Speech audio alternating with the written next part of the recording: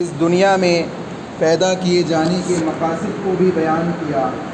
وما خلقت الجن والانس الا لیعبدون، کہ جن و انس کو میں نے اس دنیا میں پیدا ہی اس لیے کیا ہے کہ وہ میری عبادت کریں۔ اس رب العالمین کی حمد و ثنا ہے جس نے پیدا کیا، مقصد اصلیہ بتایا اور اس مقصد کو سکھانے کے لیے، اس مقصد کو حقیقی معنوں میں عمل میں لانے کے لیے اپنے انبیاء علیہ السلام کو مبعوث فرمایا، جس کی آخری کڑی جناب محمد رسول اللہ صلی اللہ علیہ وسلم کی شخصیت ہے۔ سبحان اللہ بحمدہ، سبحان اللہ العظیم۔ انگنت درود و سلام ہو انبیاء کی مقدس جماعت پر، خصوصاً سید المرسلین رحمۃ للعالمین جناب محمد رسول اللہ صلی اللہ علیہ وسلم کی ذات گرامی پر۔ اللہم صلی علی محمد وعلی آل محمد کما صلیت علی ابراہیم وعلی آل ابراہیم انک حمید مجید۔ اللہم بارک علی محمد وعلی آل محمد کما بارکت علی ابراہیم وعلی آل ابراہیم انک حمید مجید۔ محترم سامعین، پچھلے جمعے میں علامت قیامت کے سلسلے میں امام مہدی علیہ الرحمہ کے سلسلے میں ڈیٹیلی بحث، ڈیٹیلی گفتگو آپ کے سامنے کی گئی تھی۔ انشاءاللہ اب ہم آگے بڑھیں گے اور ایسا فتنہ جس فتنے کے سلسلے میں تمام انبیاء نے اپنی قوموں کو ڈرایا، جو کائنات کا سب سے بڑا فتنہ ہوگا، اور اس فتنے سے جو بچ گیا وہ یقینی معنوں میں کامیاب ہوگا، اور جو اس فتنے میں مبتلا ہو گیا وہ نقصان اٹھانے والے اور گھاٹا اٹھانے والے لوگوں میں داخل ہو جائے گا۔ اتنا بڑا فتنہ ہوگا کہ لوگ دیکھیں گے اس کے ساتھ اس کا لشکر موجود ہوگا اور جنت اور جہنم کی شکلیں موجود ہوگی، مختلف اس میں مختلف قوت طاقت اللہ رب العالمین اس کو عطا فرمائے گا، اور بعض شیطانی معاملات بھی اس کے ساتھ جڑے ہوئے ہوں گے۔ ان تمام چیزوں کو لوگ دیکھتے چلے جائیں گے اور ایمان والے کا ایمان مضبوط ہوتا چلا جائے گا، اور جو لوگ علم رکھنے والے نہیں ہیں، جن کا ایمان پختہ نہیں ہوگا، اور جو رسول اکرم صلی اللہ علیہ وسلم کی اتباع کے تحت اپنے معاملات کو انجام نہیں دیتے ہوں گے، وہ اس کے فتنے میں مبتلا ہوتے چلے جائیں گے۔ وہ فتنہ ہے کائنات کا سب سے بڑا فتنہ، دجال کا فتنہ۔ یہ ایک ایسا فتنہ ہے جس کی ڈیٹیل احادیث نبوی کے اندر کثرت کے ساتھ آئی، اور اللہ کے نبی صلی اللہ علیہ وسلم نے کثرت کے ساتھ صحیح احادیث، اوتھینٹک احادیث کے اندر اللہ کے نبی صلی اللہ علیہ وسلم کے اقوال، اللہ کے نبی صلی اللہ علیہ وسلم کے قول ہمیں ملتے ہیں دجال کے سلسلے میں، جس کو اگر آپ دیکھیں تو جس کی تعداد تواتر کے ساتھ ثابت ہے، یعنی کثرت کے ساتھ جن احادیث کسی موضوع پہ ثابت ہوتی ہے تو اس کو تواتر کہا جاتا ہے۔ چنانچہ دجال کے سلسلے میں واضح موقف احادیث کے اندر موجود ہے، لیکن اگر ہم کتاب اللہ کا جائزہ لیں تو کتاب اللہ کے اندر کہیں پہ بھی دجال کا تذکرہ ہمیں نہیں ملتا، کہیں پہ بھی کتاب اللہ کے اندر دجال کا تذکرہ آپ کو نہیں ملے گا۔ لیکن سوال یہ ہے کہ کیا کتاب اللہ کے اندر اگر تذکرہ نہیں ہے تو ہم اس کو نہیں مانیں گے؟ مثال کے طور پہ اللہ نے علامت قیامت کا ذکر کتاب اللہ کے اندر بھی کیا ہے۔ اللہ نے کہا اقتربت الساعۃ وانشق القمر، قیامت آ گئی اور چاند ٹکڑے ٹکڑے ہو گیا۔ چاند ٹکڑے کب ہوا؟ اللہ کے نبی صلی اللہ علیہ وسلم کے زمانے میں ہوا، اور اللہ رب العالمین نے اس کو کتاب اللہ کے اندر بھی ذکر کیا۔ اسی طریقے سے یاجوج و ماجوج کا بھی اللہ نے ذکر کیا کتاب اللہ کے اندر، اور دوسری بڑی علامتوں کا بھی اللہ نے ذکر کیا۔ لیکن دجال کے سلسلے میں اگر آپ کتاب اللہ کو پڑھیں تو الحمدللہ کے الف سے لے کر والناس کے سین تک آپ کو دجال کے سلسلے میں کوئی چیز کتاب اللہ کے اندر نہیں ملے گی۔ اور یہ بھی اس میں بھی ایک بڑی حکمت ہے۔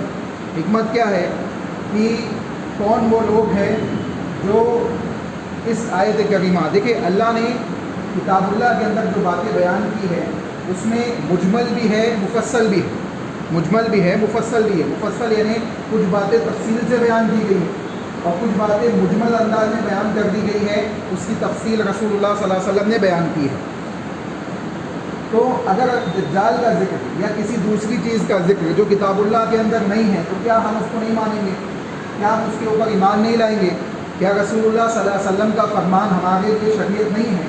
اللہ رب العالمین نے کتاب اللہ کے اندر اللہ کے نبی محمد رسول اللہ صلی اللہ علیہ وسلم کے سلسلے میں یہ بات واضح انداز میں بیان کی کہ ما آتاکم الرسول فخذوہ وما نہاکم عنہ فانتہوا، اے لوگوں رسول اللہ صلی اللہ علیہ وسلم جو کچھ تمہیں دے دے اس کو لے لو، جو کچھ رسول اللہ تم کو دے اس کو کیا کرو؟ لے لو، اور جس چیز سے اللہ کے نبی منع کر دے اس سے رک جاؤ، اس سے رک جاؤ۔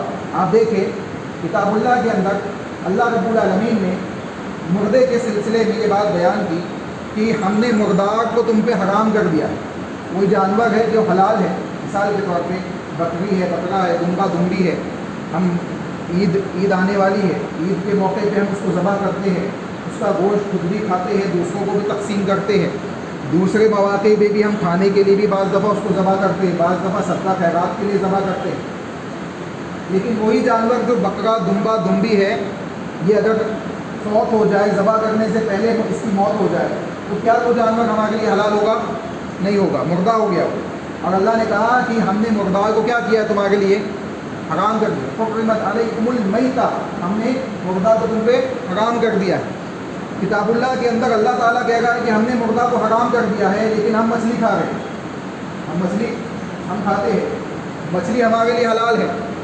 مچھلی کا ذکر الگ سے قرآن حکیم کے اندر کتاب اللہ کے اندر موجود نہیں ہے کہ اللہ نے کہا کہ مچھلی کھاؤ، اللہ نے کہا کہ مچھلی کھاؤ، نہیں، بلکہ مچھلی بھی جب پانی سے نکالی جاتی ہے تو مر چکی ہوتی ہے، اس کو الگ سے ذبح نہیں کیا جاتا جس طریقے سے دوسرے حلال جانوروں کو ذبح کیا جاتا ہے۔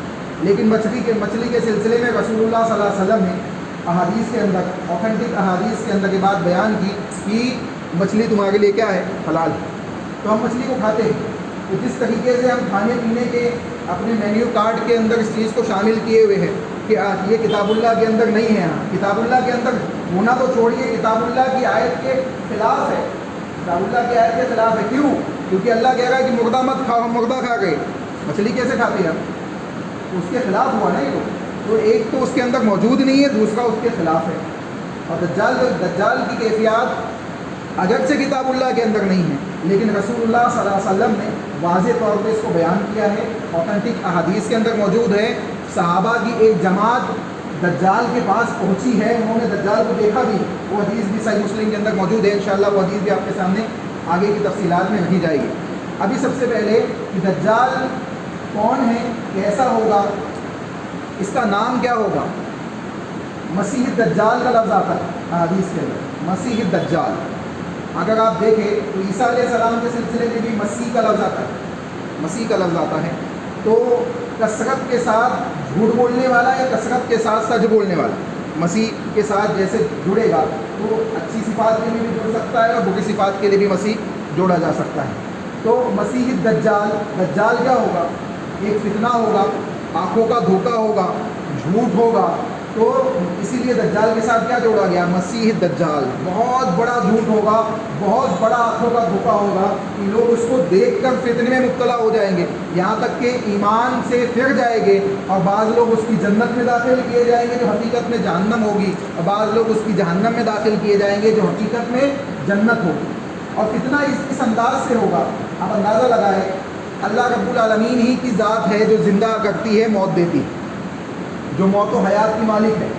اور دجال کے پاس بعض ایسے لوگ آئیں گے کہ کہیں گے کہ ہمارے آبا و اجداد ہے، فلاں فلاں ہے، ان کو زندہ کر دو، ہم تم پہ ایمان لے آئیں گے، ہم تم پہ ایمان لے آئیں گے۔ یقینی معنوں میں اگر کوئی زندہ کر دے کسی کو تو وہ ایک خالق کی صفت ہے، لیکن رسول اکرم صلی اللہ علیہ وسلم نے انشاءاللہ اس کی تفصیل آگے احادیث میں آپ کے سامنے آئے گی۔ اللہ کے نبی صلی اللہ علیہ وسلم نے بیان کیا کہ اس کے ساتھ شیاطین ہوں گے، جو شیاطین ان لوگوں کے آبا و اجداد کی شکل لے کے مٹیوں سے اٹھتے دکھائی دیں گے، اور لوگ سمجھیں گے کہ ہمارے آبا و اجداد، یہ ہمارے آبا و اجداد ہے، اور وہ اس کے اوپر ایمان لے آئیں گے۔ تو ایسے لوگ کیا ہوں گے؟ جہنم میں داخل کیے جائیں گے، جو حقیقت میں اس کی جنت ہوگی، لیکن حقیقت میں کیا ہوگی؟ جہنم ہوگی۔ اب اللہ کے نبی صلی اللہ علیہ وسلم نے یہ بات بیان کی کہ دجال ایک بڑا فتنہ ہے، تمام انبیاء نے اس کے سلسلے میں متنبع کیا ہے اپنی قوموں کو۔ آئیے وہ حدیث سنتے چلتے ہیں۔ انس بن مالک رضی اللہ تعالیٰ عنہ حدیث کے راوی ہے، صحیح بخاری کے اندر حدیث موجود ہے۔ انس بن مالک رضی اللہ تعالیٰ عنہ بیان کرتے ہیں، قال النبی صلی اللہ علیہ وسلم ما بعث نبی الا انذر امت الاعور۔ اللہ کے نبی صلی اللہ علیہ وسلم نے ارشاد فرمایا کہ کوئی نبی ایسا نہیں آیا ہے، کوئی نبی ایسا اللہ نے مبعوث کیا ہی نہیں ہے جو اس دنیا میں بھیجا گیا ہو اور اس نے اپنی قوم کو، اپنی امت کو، اپنے ماننے والے لوگوں کو ایک آنکھ والے دجال سے ڈرایا نہ ہو، یعنی کانے معبود سے ڈرایا نہ ہو، کانا معبود ایک آنکھ والا۔ تو اللہ کے نبی نے آگے کہا الاوراء الکذاب الا انہ اعور، سنو یہ بات سن لو، جان لو، حقیقت میں اس بات کی تحقیق کو سمجھ لو کہ وہ کانا ہوگا، وہ جھوٹا ہوگا۔ کذاب کا لفظ رسول اکرم صلی اللہ علیہ وسلم نے بیان کیا کہ وہ کانا ہوگا اور وہ جھوٹا ہوگا۔ اسی طریقے سے احادیث کے اندر دجالون کا لفظ جھوٹے نبیوں کے لیے بھی اللہ کے نبی صلی اللہ علیہ وسلم نے ذکر کیا کہ بعض ایسے قیامت سے پہلے دجالون پیدا ہوں گے۔ دجالون کا مطلب کیا؟ کئی دجال پیدا ہوں گے؟ نہیں، دجال جو فتنہ ہے وہ ایک ہی ہے، وہ ایک ہی ہے، بنی آدم میں سے ہے، آدم علیہ السلام کی اولاد میں سے ہے، وہ اس کی کوئی نسل نہیں ہوگی، کوئی اولاد نہیں ہوگی، لیکن وہ بنی آدم میں سے ہے۔ اللہ کے نبی محمد رسول اللہ صلی اللہ علیہ وسلم نے اس کی تمام کیفیات کو بیان کیا، اس سے بچنے کا طریقہ ہم کو سکھایا، اس کے فتنے کے سلسلے میں واضح طور پہ اللہ کے نبی صلی اللہ علیہ وسلم کی حدیث میں موجود ہے کہ کیسے فتنے ہوں گے۔ اللہ کے نبی صلی اللہ علیہ وسلم نے یہ بات بیان کی کہ یہ کانا ہوگا اور جھوٹا ہوگا۔ اسی اعتبار سے جھوٹے نبیوں کو بھی دجالون کہا گیا۔ اسی اعتبار سے کیا کہا گیا؟ جو جھوٹے نبی پیدا ہوں گے دنیا کے اندر، جو حقیقت میں نبی نہیں ہوں گے لیکن نبوت کا دعویٰ کریں گے، تو یہ تمام کے تمام کو اللہ کے نبی صلی اللہ علیہ وسلم نے کیا کہا؟ دجالون، یہ جھوٹے نبی ہوں گے۔ چنانچہ آگے کہا گیا وَإِنَّ رَبَّكُمْ لَيْسَ بِأَعْوَرَ، اے لوگوں سنو، یہ کانا ہوگا، یہ جھوٹا ہوگا، اور اس کی کیفیات اللہ کے نبی نے دوسری حدیث میں بیان کی۔ یہاں مختصر یہ کہنے کا مطلب ہے کہ آدم علیہ السلام سے لے کے خاتم النبیین جناب محمد رسول اللہ صلی اللہ علیہ وسلم تک کوئی ایسے نبی نہیں آئے ہیں جنہوں نے اپنی قوم کو دجال سے ڈرایا نہ ہو، اس کے فتنے سے متنبع نہ کیا ہو، اس کے فتنے سے آگاہ نہ کیا ہو۔ یعنی ہر نبی نے اپنے اپنے زمانے میں دجال کے سلسلے میں لوگوں کو متنبع کیا ہے کہ دجال اس دنیا میں آئے گا اور اس کے ذریعے سے لوگ فتنے میں مبتلا ہوں گے۔ آگے اللہ کے نبی نے کہا وَإِنَّ رَبَّكُمْ لَيْسَ بِأَعْوَرَ، اے لوگوں سنو، اور تمہارا رب کیا ہے؟ کانا نہیں۔ تمہارا جو حقیقی معبود اللہ رب العالمین ہے وہ کانا نہیں ہے، اور یہ جو معبود باطل ہے جس کو لوگ معبود سمجھ بیٹھیں گے، جس کو لوگ اپنا معبود بنا لیں گے، اور بعض اس کے لشکر بھی موجود ہوں گے، اور کئی ایسے لوگ ہیں جو دجال کا ویٹ کرنے والے ہیں۔ یہودیوں کے اندر کئی ایسی تنظیمیں ہیں جو دجال کے لیے دنیا کے اندر پلاننگ کر رہی ہے اور اس کو پروموٹ کر رہی ہے۔ تو ایسے تمام لوگ کیا ہوں گے؟ اس کے ساتھی ہوں گے، اس کے مددگار ہوں گے دنیا میں۔ چنانچہ اللہ کے نبی محمد رسول اللہ صلی اللہ علیہ وسلم نے بات بیان کی۔ اس کے ساتھی ہونے کا کیا مطلب ہے؟ اس کے ساتھی ہونے کا مطلب ہے گویا انہوں نے اس کو اپنا معبود مانا ہوا ہے، اپنا رب مانا ہوا ہے، اور اس کے منتظر ہے کہ ہمارا ایک معبود آنے والا ہے اور وہ دنیا کے اندر اس قسم کے معاملات انجام دے گا، اور وہ اس کے تمام چیزوں کو دنیا کے اندر اپلائی کرتے چلے جائیں گے۔ بے حیائی کو آپ دیکھ لیجیے، اللہ کے نبی صلی اللہ علیہ وسلم نے کہا قیامت سے پہلے بے حیائی عام ہو جائے گی، یہاں تک کہ زنا اس انداز سے ہوگا کہ روڈ کے اوپر لوگ زنا کرنے لگیں۔ اب زنا کی کیفیت یہ ہوگی کہ سب سے زیادہ باحیا شخص وہ ہوگا جو یہ کہے گا کہ تھوڑا سائڈ میں چلے جاؤ، یعنی یہ کیفیت ہوگی زنا کی کہ لوگ زنا کے اندر مبتلا ہو جائیں گے۔ اور آج بے حیائی کو پروموٹ کیا جا رہا ہے، بے حیائی کو پروموٹ کیا جا رہا ہے، باضابطہ طور پہ ذہن و دماغ میں بے حیائی کے اچھے ہونے کو پروموٹ کیا جا رہا ہے، اور نکاح کے سلسلے میں یہ ذہن و دماغ بنایا جا رہا ہے کہ نکاح کے بعد تمام مصیبتیں آتی ہیں، تمام پریشانیاں نکاح کے بعد آتی ہیں، تمام معاملات نکاح کے بعد بگڑتے ہیں۔ اور بے حیائی، زنا کو، بدکاری کو، بے حیائی کو عام کیا جا رہا ہے تاکہ دجال کے مشن کو پروموٹ کیا جائے اور معاشرے کے اندر اس کو عام کیا جائے۔ چنانچہ رسول اللہ صلی اللہ علیہ وسلم نے کہا کہ وہ اللہ رب العالمین کانا نہیں ہے، دجال کیا ہوگا؟ کانا ہوگا۔ آگے اللہ کے نبی صلی اللہ علیہ وسلم نے کہا وَإِنَّ بَيْنَ عَيْنَيْهِ مَكْتُوبٌ کافر، اور دونوں آنکھوں کے درمیان، یہ دونوں آنکھیں ہیں، اس کے درمیان یہ جو پیشانی کا حصہ ہے یہاں پہ اس کے کافر لکھا ہوگا۔ کیا لکھا ہوگا؟ کافر لکھا ہوگا۔ یہ علامت اللہ کے نبی صلی اللہ علیہ وسلم نے بتا دی۔ اب اس سے بچے گا کون؟ کون لوگ اس سے بچ سکیں گے اور کون لوگ اس کے فتنے میں مبتلا ہو گئے؟ وہ تمام چیزیں انشاءاللہ آگے آپ کے سامنے آئے گی. لیکن مختصر اس بات کو سمجھ لیں کہ جمعہ کا دن آج ہے. جمعہ کے دن سورۃ الکہف کی تلاوت کرنے والے لوگوں کو اللہ اس کے فتنے سے محفوظ کر لے گا. سورۃ الکہف کی ابتدائی 10 آیتوں کے سلسلے میں بھی احادیث آتی ہے کہ ابتدائی 10 آیتوں کی تلاوت کرنے والے کو اللہ اس کو حفظ کرنے والے کو اللہ کیا کرے گا؟ دجال سے محفوظ کر لے گا. تو سورۃ الکہف کا پڑھنا دجال کے فتنے سے حفاظت کا کیا ہے؟ ذریعہ ہے. ایک بڑا فتنہ ہے جس سے انسان بچ سکتا ہے. اور دوسری چیز ایک یہ بات بھی سمجھنے کی ہے کہ اگر ہم زندگی گزار رہے ایمان کے ساتھ, ہم اللہ اس کے رسول کو مان رہے ہیں اور اللہ اس کے رسول کے سلسلے میں علم حاصل نہیں کر رہے, شریعت کا علم حاصل نہیں کر رہے, تو ممکن ہے ایسے فتنے ہمارے سامنے آئیں گے اور ہم ان میں مبتلا ہو جائیں گے. کیوں؟ کیونکہ ہم کو معلوم ہی نہیں ہوگا. ہمیں معلوم نہیں ہوگا کہ یہ اللہ کے نبی نے ایسی ایسی باتیں اس فتنے کے سلسلے میں بیان کی ہے, تو ہم کیا ہوں گے؟ اس فتنے میں مبتلا ہو جائیں گے. چنانچہ آپ دیکھیں, اگر صحابہ کو دیکھیں تو حذیفہ رضی اللہ تعالیٰ عنہ کا آپ دیکھیں, دوسرے صحابہ کو دیکھیں. دوسرے صحابہ کیا کرتے تھے؟ اللہ کے نبی کے پاس جاتے تھے اور بھلائیوں کا سوال کرتے تھے. اللہ کے نبی بھلائی خیر والی چیزوں کو ہمیں بتائیے. لیکن حضرت حذیفہ کا معاملہ کچھ الٹ تھا. وہ اللہ کے نبی کے پاس جاتے تو فتنے والی چیزوں کے سلسلے میں سوال کرتے, شر والی چیزوں کے سلسلے میں سوال کرتے. لوگ اللہ کے نبی سے زیادہ تر فتنوں کے سلسلے میں سوال کرتے تاکہ معلوم پڑ جائے کہ فتنے کیسے کیسے آئیں گے اور ان کی کیا علامتیں ہوگی, ان کی کیا نشانیاں ہوگی, تاکہ اس سے بچا جائے, اس سے محفوظ رہا جائے.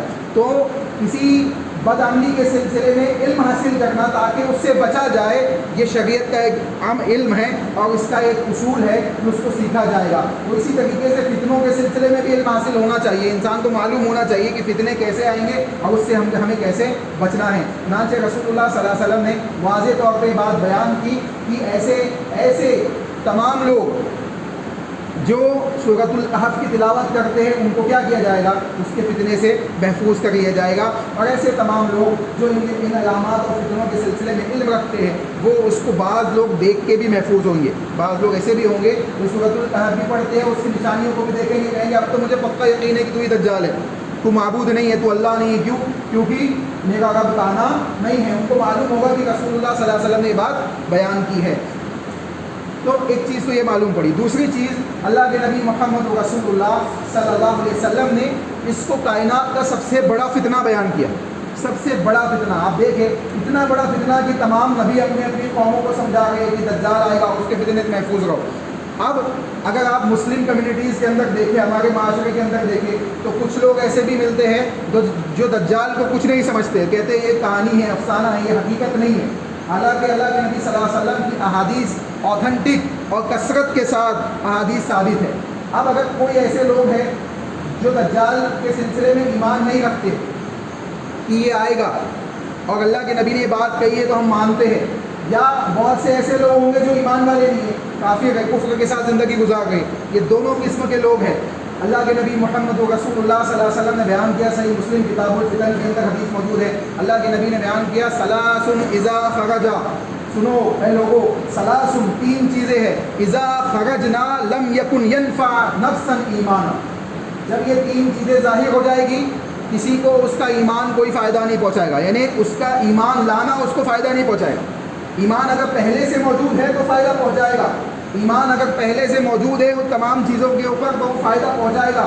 لیکن اگر ایمان نہیں ہے تو فائدہ نہیں پہنچائے گا. ٹھیک اسی طریقے سے اگر کوئی اس بات پہ ایمان ہی نہیں رکھتا ہے کہ دجال کوئی حقیقت ہے, دجال ایک کہانی, قصہ, افسانہ ہے, ایسا مانتا ہے, اور وہ اس بات پہ یقین اور ایمان اس کا نہیں ہے کہ دجال جس طریقے سے رسول اللہ صلی اللہ علیہ وسلم نے بیان کیا ہے, دجال اسی طریقے سے آئے گا, اس کا اسی طریقے سے فتنہ ہوگا, اسی طریقے سے اس کی تمام کیفیات ہوگی جیسے اللہ کے نبی محمد رسول اللہ صلی اللہ علیہ وسلم نے بیان کیا, تو وہ شخص بھی اس حدیث کا مصداق بنے گا کہ اللہ کے نبی نے کہا تین چیزیں ایسی ہیں جب وہ ظاہر ہو جائے گی تو اس کا ایمان لانا اس کو نفع نہیں پہنچائے گا. اب نہیں مانتا تھا, دجال کو دیکھا, کہا ہاں میں مانتا ہوں, اللہ کے نبی کی جتنی حدیثیں تھیں میں سب کو مانتا ہوں, تو اب اس کا ایمان لانا اس کو کوئی فائدہ نہیں پہنچائے گا. رسول اللہ صلی اللہ علیہ وسلم نے بیان کیا, لم ينفع نفسا ایمانها لم تكن آیۃ من قبل, اگر ایمان اس سے پہلے نہیں تھا, اگر ایمان اس سے پہلے نہیں تھا تو بعد میں ان چیزوں کو دیکھنے کے بعد ایمان لانے کا کوئی فائدہ نہیں ہوگا, ایمان اس کو کوئی فائدہ نہیں پہنچائے گا. پہلی چیز اللہ کے نبی نے بیان کی الدجال, دجال کا ظہور، یعنی دجال کے نکلنے کے بعد ایمان لانا، چاہے وہ ایمان اسلام کے اوپر ہو یا اسلام کی بعض ایسی باتیں جس کے آپ منکر ہو کے بیٹھے ہوئے ہیں اس کو ماننے کے سلسلے میں ہو، تمام چیزیں اس میں داخل ہے۔ تو ایسا شخص جو ایمان والا نہیں ہے دجال کو دیکھ لے، دجال کے نکلنے کے معاملات اس کے سامنے پیش کیے جا رہے، دجال نکل رہا ہے، بڑی علامت ہے قیامت، دجال کوئی معمولی علامت نہیں ہے، اور قیامت کی جو بڑی علامتیں ہیں جب یہ ظاہر ہونے لگے گی تو توبہ کے دروازے اللہ بند کر دے گا، ایمان لانا کسی کو فائدہ نہیں پہنچائے گا، جو انسان ایمان لانا چاہے گا اس کا ایمان اس کو نفع نہیں دے گا۔ تو اللہ کے نبی نے کہا پہلی چیز کیا ہوگی؟ دجال کا نکل جانا، یعنی دجال نکلے گا، اب اس کے بعد کوئی چاہے کہ میں ایمان والا بن جاؤں، میں مومن بن جاؤں، تو اس کا ایمان اس کو فائدہ نہیں پہنچائے گا۔ دوسری چیز اللہ کے نبی صلی اللہ علیہ وسلم نے بیان کی، دابہ کیا ہوگا؟ زمین سے نکلنے والا ایک جانور ہوگا جس کو دابۃ الارض کہا گیا، کتاب اللہ کے اندر بھی اس کا تذکرہ موجود ہے۔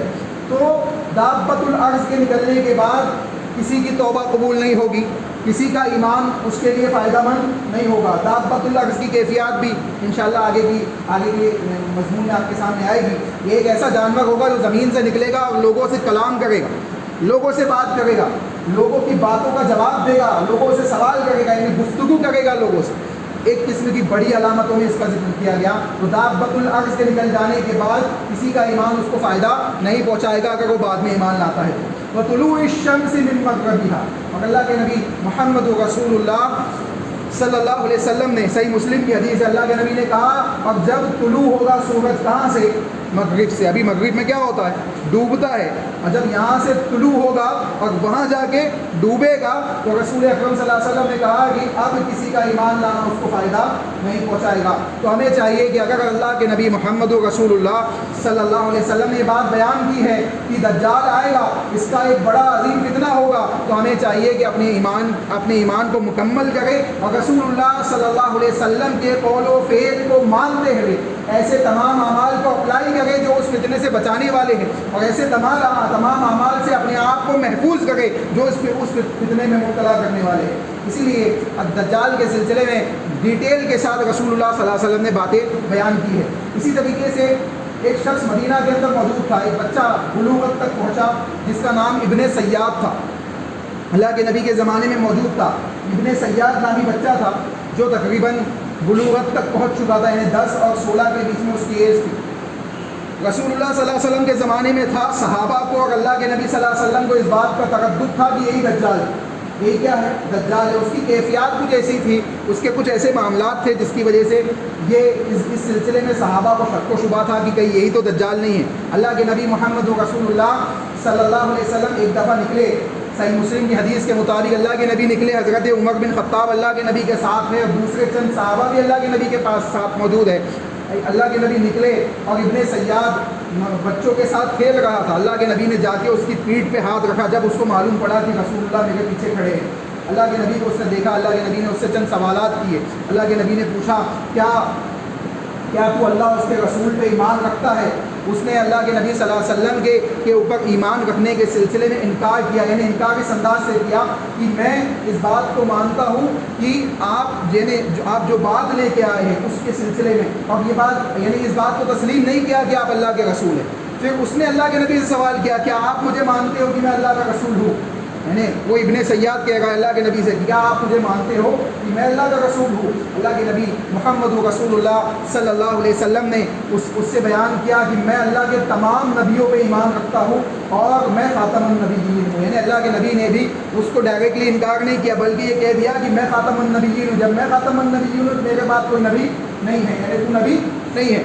تو اللہ کے نبی محمد رسول اللہ صلی اللہ علیہ وسلم نے اس کی نبوت کا انکار کیا۔ اس کے بعد اللہ کے نبی نے چند اور سوالات کیے جس کے جوابات اس نے صحیح انداز سے اللہ کے نبی محمد رسول اللہ کو نہیں دیے۔ حضرت عمر بن خطاب بھی اللہ کے نبی کے ساتھ موجود تھے، اللہ کے نبی سے کہا اللہ کے نبی آپ اجازت دیجیے میں اس کو قتل کر دیتا ہوں، اس کی گردن الگ کر دیتا ہوں۔ اللہ کے نبی محمد رسول اللہ صلی اللہ علیہ وسلم نے بیان کیا اے عمر اگر یہ دجال ہے، دجال اکبر یہ ہے تو اے عمر تم اس کا کچھ نہیں بگاڑ سکتے، تم اس کا کچھ بگاڑ نہیں سکتے۔ کیوں؟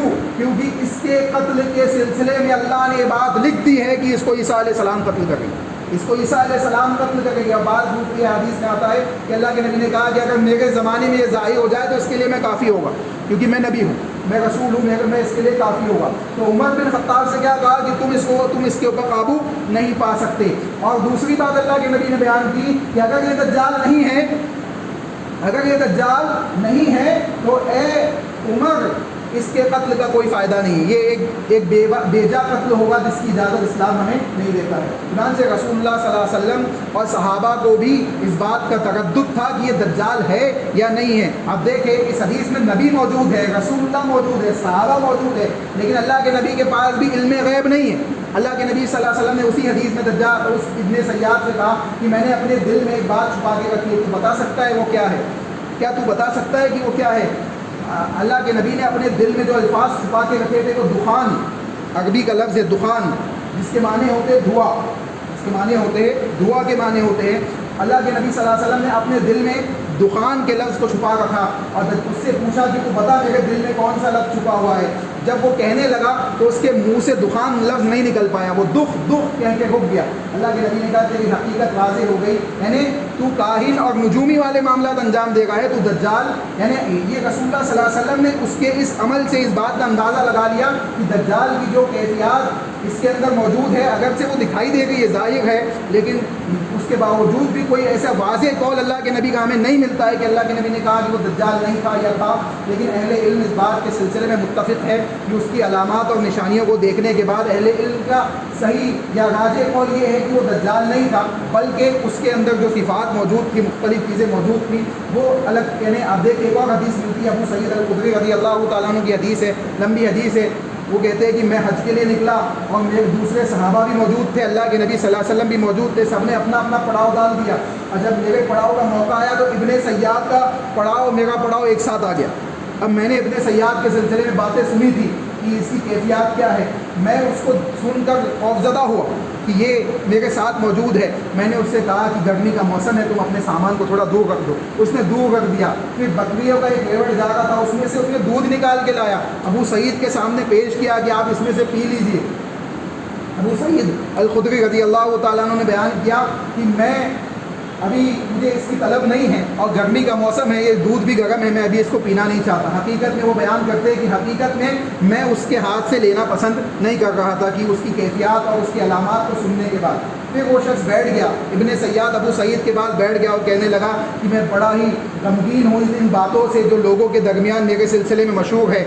آپ تو اے ابو سعید, آپ تو اللہ کے نبی کی احادیث کا علم رکھنے والے ہو, آپ تو اللہ کے نبی کی بہت سی احادیث کو جاننے والے ہو. اے ابو سعید, کیا اللہ کے نبی نے نہیں کہا کہ دجال بانجھ ہوگا, یعنی اس کی اولاد نہیں ہوگی, حالانکہ میری اولادیں بھی موجود ہے؟ کیا اللہ کے نبی نے نہیں کہا کہ دجال مدینہ و مکہ میں داخل نہیں ہوگا, حالانکہ میں مدینہ سے آ رہا ہوں, مکہ جا رہا ہوں؟ اے ابو سعید, اور کئی باتیں اس نے ابو سعید رضی اللہ تعالیٰ عنہ کے سامنے پیش کی. ابو سعید کہتے ہیں کہ میرے دل میں بات آ گئی اور میں اس کے سلسلے میں نرم گوشہ میرے دل میں پیدا ہو گیا, لیکن آخر میں جو بات اس نے کہی اور میں نے اس سے کہا کہ تیرا دن ہلاک ہو, برباد ہو. اس نے آخر میں کہا کہ میں دجال کی جو علامتیں میرے سلسلے میں لوگ بیان کر رہے ہیں وہ اس سے تو مجھے تکلیف ہے, لیکن حقیقی بات تو یہ ہے کہ دجال کہاں ہے یہ میں جانتا ہوں. ابو سعید جو اس کی باتوں کے سلسلے میں ابھی نرم گوشہ ہو چکے تھے, ابو سعید رضی اللہ تعالیٰ عنہ کہتے ہیں کہ تیرا دن ہلاک ہو, تو نے جو بات کہی ہے واقعتاً یہ یعنی اسی کیفیات کی بات ہے. چنانچہ معلوم یہ پڑا کہ اس کے سلسلے میں جو موقف اہل علم نے اپنایا ہے, یہ تمام حدیثوں کو جمع کرنے کے بعد جو موقف سمجھ میں آتا ہے وہ یہ کہ ابن سیاد دجال نہیں تھا, بلکہ وہ ایک اس کے اندر جو معاملات تھے وہ اگرچہ مناسب نہیں تھے, درست نہیں تھے. اللہ کے نبی صلی اللہ علیہ وسلم نے بھی اس کے سلسلے میں کئی چیزیں بیان کی ہے, لیکن حقیقی معنوں میں دجال موجود تھا, اللہ کے نبی کے زمانے میں بھی موجود تھا اور آج بھی موجود ہے, اور قیامت تک جب اللہ چاہے گا, جب اس کو ظاہر کرے گا, اللہ رب العالمین کی مشیت کے تحت ہے. آپ دیکھیں تمیم داری رضی اللہ تعالیٰ عنہ کی لمبی حدیث ہے صحیح مسلم کی, انہوں نے وہ بیان کیا کہ ہم سمندری سفر میں پھنس گئے اور پھنسنے کے بعد 1 مہینے تک ہماری کشتی گھومتی گئی, سمندری ٹاپوں میں ہم بھٹکتے رہے, یہاں تک کہ آخر میں ایک جزیرہ ہم کو نصیب ہوا. اس جزیرے میں جب ہم داخل ہوئے تو ایک جانور ہم نے دیکھا جس کے اتنے بال ہیں کہ چہرہ کدھر ہے اور پیچھے کا حصہ کدھر ہے سمجھ میں نہیں آتا, اتنے بال ہیں اس کے. اور اس کا نام کیا ہے؟ ہم نے اس سے پوچھا ماں انت, تو کون ہے؟ وہ کہتا ہے انا الجساس, میں جساسا ہوں. میں جساسہ ہوں، یعنی وہ جانور بات کر رہا ہے صحابہ سے، کہتا ہے کہ میں جساسہ ہوں۔ تو وہ جانور جو وہاں موجود ہے وہ کہتا ہے کہ جاؤ اس گفا میں ایک شخص ہے جو تمہارا منتظر ہے۔ جب وہ لوگ وہاں داخل ہوتے ہیں تو دیکھتے ہیں ایک شخص ہے جو بیڑیوں میں جکڑا ہوا ہے اور ایک آنکھ سے کانا ہے تمام کیفیات، اور وہ سوالات کرتا ہے صحابہ سے اور یہ جوابات دیتے ہیں، اور یہ جب وہاں سے لوٹ کے آتے ہیں اب اس میں تمیم داغی رضی اللہ تعالیٰ عنہ جو ابھی ایمان والے نہیں، عیسائی ہے، لیکن انہوں نے دجال کی کیفیات سنی ہوئی ہیں، اللہ کے نبی کے پاس آتے ہیں اور تمام کیفیات بیان کرتے ہیں، کہتے ہیں اشہد اللہ الہ الا اللہ واشہد ان محمد عبدہ ورسولہ، اے اللہ کے نبی میں آپ کے اوپر ایمان لاتا ہوں، آپ کی رسالت کو تسلیم کرتا ہوں، اے اللہ کے نبی میں نے اپنی آنکھوں سے دجال کو دیکھا ہے، آج مسلمانوں کے اندر ایجوکیشن جو ہونی چاہیے دین اور شریعت کی وہ تو ہم نے اپلائی نہیں کی اپنے ایمان کے اندر، ہم دنیاوی عقل اور دنیاوی ایجوکیشن کو دین اور شریعت کے اندر داخل کرنا چاہتے ہیں، اور یہ کہتے ہیں کہ دجال نامی کوئی چیز موجود نہیں ہے، دنیا کے کونے کونے میں لوگ پہنچ چکے ہیں، اگر ایسی چیز ہوتی یاجوج ماجوج ہوتے دجال ہوتا تو وہ ظاہر ہو جاتے، اللہ کی مشیت ہے، اللہ چاہے تو آپ کے سامنے موجود ہو چیز آپ دیکھ نہ پائے، کہ اللہ کے نبی محمد رسول اللہ صلی اللہ علیہ وسلم مشرکین مکہ کے درمیان سے ہجرت کے موقع پہ نہیں نکلے تھے ان کے سروں پہ مٹی ڈالتے ہوئے، کہ اللہ کے نبی وہاں موجود نہیں تھے، اللہ کے نبی موجود تھے لیکن اللہ نے ان کی آنکھوں پہ پردہ ڈال دیا تھا، تو اللہ چاہے تو دنیا والوں کی آنکھیں تبدیل کر دے، اور جب دکھانا چاہے تو تمام دنیا والے دیکھ لے، یہ اللہ کی مشیت ہے، اللہ کی قدرت ہے، اس کے لیے اس سلسلے میں ہم اپنی ذہن و دماغ اور اپنی ٹیکنالوجیز کو دخول کریں تو یہ ایمان کے خلاف ہے۔ اللہ سے دعا ہے کہ اللہ ہمیں صحیح معنوں میں ان باتوں کو سمجھنے کی توفیق عطا فرمائے، اللہ اس کے رسول کی اطاعت کے ساتھ اپنی زندگیوں کی اصلاح کرنے کی توفیق عطا فرمائے، اپنے معاملات، اپنے منہج، اپنے عقائد کو صحابہ کی طرح بنانے کی توفیق عطا فرمائے۔ اللہ ہم گنہگار ہیں، خطا کار ہیں، ہماری غلطیوں کو، گناہوں کو معاف فرما، ہم پہ جو مصیبتیں، وبائیں، بیماریاں پھیلی ہوئی ہے اللہ ان سے ہم تمام کی حفاظت فرما، ان تمام وباؤں کو، بیماریوں کو ہمارے درمیان سے اٹھا لے، اے اللہ ہمارے گناہوں کو معاف فرما، اے اللہ ہماری مسجدوں کی حفاظت فرما، اے اللہ ہماری مسجدوں کی حفاظت فرما، اے اللہ اس سے بلند ہونے والی نداؤں کی حفاظت فرما، اے اللہ اس میں خدمات دینے والے لوگوں کی حفاظت فرما، اے اللہ اس سے انجام دیے جانے والے دین کے کاموں میں خیر و برکت عطا فرما، لوگوں کے لیے ہدایت کے ذریعے بنا، اے اللہ ہمیں اللہ اس کے رسول کے فرامین کے مطابق اپنی زندگیوں کی اصلاح کرنے کی توفیق عطا فرما، اے اللہ کل قیامت کے دن جب لوگ جمع کیے جائیں گے، حساب و کتاب ہوگا، اے اللہ ایسے خوش نصیب بھی ہوگے جو بنا حساب و کتاب جنت میں جائیں گے، اے اللہ ہم تجھ سے دعا کرتے ہیں ان بنا حساب و کتاب جنت میں جانے والوں میں ہمیں شریک فرما، اے اللہ عرش کے نیچے جگہ پانے والے لوگوں میں ہمیں شریک فرما، اے اللہ سیدھے ہاتھ میں نامہ اعمال پانے والوں میں ہمیں شریک فرما، اے اللہ جنت الفردوس میں جانے والے لوگوں میں ہمیں شریک فرما، اے اللہ جہنم کے عذاب سے ہم تمام کی حفاظت فرما، اے اللہ عذاب قبر سے ہم تمام کی حفاظت فرما، اے اللہ جو موجود ہے ان کو اللہ اس کے رسول کی اطاعت کے ساتھ اپنی زندگیوں کی اصلاح کرنے کی توفیق عطا فرما، اے اللہ جو جا چکے ہیں ان کو، ان کی قبروں کو جنت کا باغ بنا، ان کی قبروں میں جنت کی کھڑکیوں کو کھول دے، ان کے لیے جنت کے بستروں کو بچھا دے، اے اللہ ان کی برزخی زندگی کو آسان فرما، اے اللہ ہم بھی جانے والے ہیں ہمیں بھی عذاب قبر سے محفوظ فرما، اے اللہ عذاب جہنم سے محفوظ فرما، اے اللہ ہم تجھ سے سوال کرتے ہیں اللہم انا نسألک الجنت الفردوس ونعوذ بک من النار، اللہم انا نسألک الجنت الفردوس ونعوذ بک من النار، اللہم انا نسألک الجنت الفردوس ونعوذ بک من النار، آمین۔ ربنا تقبل منا انک انت السمیع العلیم وتب علینا انک انت التواب الرحیم برحمتک یا ارحم الراحمین۔